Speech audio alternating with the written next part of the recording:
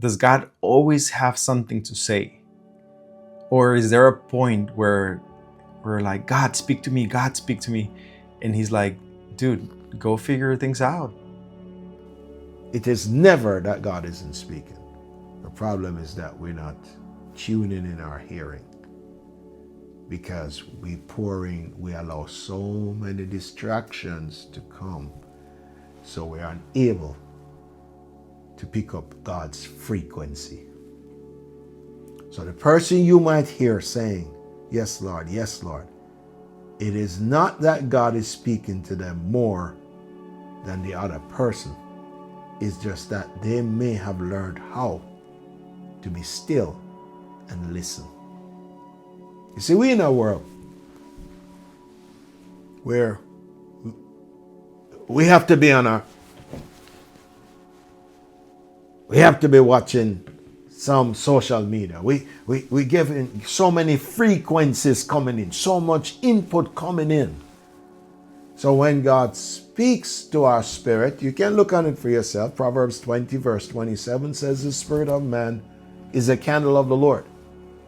In other words, when God speaks to us, primarily it is to our spirit.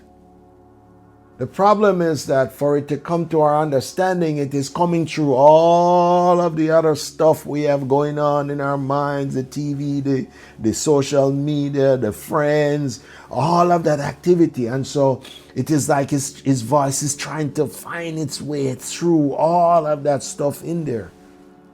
Because the enemy has trained us to be a people not satisfied with silence, not satisfied with stillness.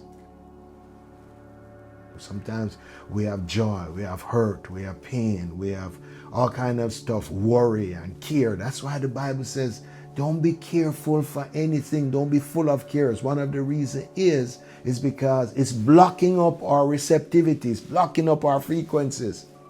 It is like trying to turn on to a radio. I know many persons don't know how that works any longer. But in not too long ago past, you had to tune into the frequency to pick up certain channels. Okay. And that's part of what's going on. It's true. Many of us struggle to just be still.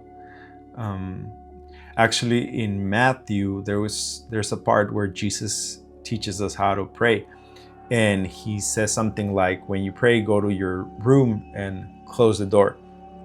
And I've always thought about that instruction as a sign of humility.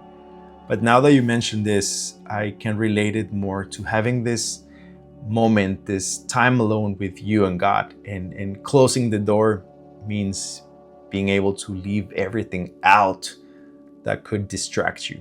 And that could mean social media or HBO shows or TikToks or Instagram, whatever it is. Even time with friends, just to be in the presence of God and hopefully hear his voice there in that alone time.